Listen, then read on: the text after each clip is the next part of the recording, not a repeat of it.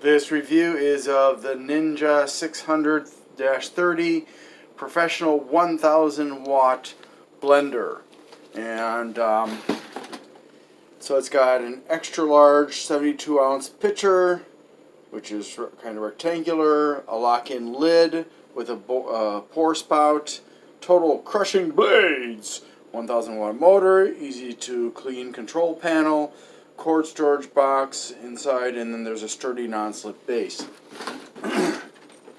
And so you can make ice into slush, or whatever you want to call it. You can make your juice, your what I call pulpies.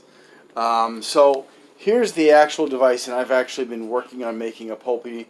I say pulpy because it's not a juice, because juices are just pure liquid.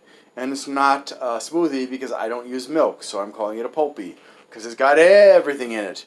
And as you can see, it's got 3 speeds, plus it's got a pulse control. Now you can set it to on, and then you can turn it on and off that way, and it'll stay on. You can also turn it on and then push the release button, and that'll turn it off, and you can see the power light is flashing, so it's in safety mode. Push that back down, it's ready to go again. You can pulse it as much as you want, and I don't know what, I guess this is the cord box that they were talking about. I don't know about that. That's kind of different, but this is very durable. I haven't had any problems with it getting damaged by the liquids coming out of the top, because this is not fully waterproof. I actually had one day I was cleaning it by blending water in it to try to get some of the stuff out of it, and some was leaking out of here and going down onto my countertop, so it's not perfect. That's my first complaint about it. Now my second complaint about it is, although it's got 6 blades, there's the first level's here, then here, and then here. It is kind of a pain in the butt to clean. You have to be careful. It doesn't, at least as far as I know, it did not come with a cleaning brush. There certainly wasn't a cleaning brush in the box when I got it. So that was a disappointment, because it is a challenge to get it clean. The third thing about it is, now this is a really nice thing as far as keeping it on, and it has to stay in place because the column here that you can see through the plastic goes all the way up and sits in a hole in the top here. So it's top to bottom supported, and that allows it to rotate without problems. And the actual mechanism that allows it to be turned on is there. That pin goes into that hole, and when that pin goes into the hole, there's a thing that goes through the handle here, and electrical signal is produced. And you can, of course, pour from there. Now, my first, so let's see. So this would be the third thing. Third thing is if you want to add stuff to it while it's in motion, you have to open up this spout. So there's no like central well where you can add things in, and it has to be small chunks in it that you're putting in, nothing big.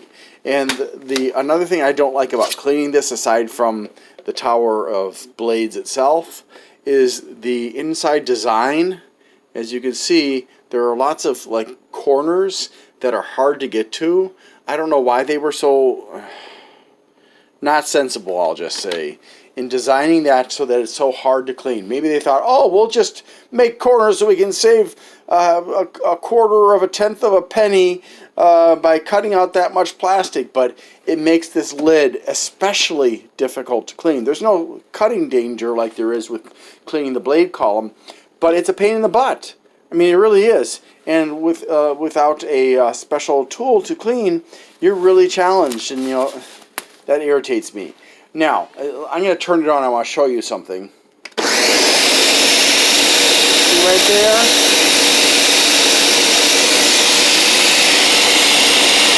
Right there.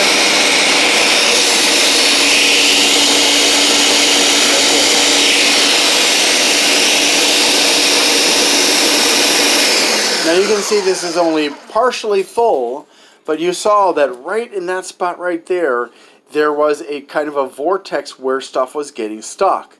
and it takes some time for it to be removed from that spot, but it's really irritating that it gets stuck there, and things can also get stuck in these corners. I don't know why they decided to make this rectangular, or trapezoidal, or whatever you want to call it, instead of having kind of a more rounded contour, which would have made it easier for things to circulate. I don't know if the extra turbidity caused by that allows it more likelihood of the blades getting stuff. But if you've got stuff above the level of the blades, it's hard sometimes to get that to sink down, and you may have to plunge it down there. But it's very important you turn off the blender before you plunge it down into the juice that you've got already collected, or the pulpy that you've already collected, simply because if you hit those blades, you can damage them, and that would suck. So overall, I really like this product. It's safe. It's easy to use. There are just some design flaws that I think that they should have thought out better. And I'll give this an 8.5. It's definitely an improvement over my old blender. Thanks for watching, and I hope you have a great day.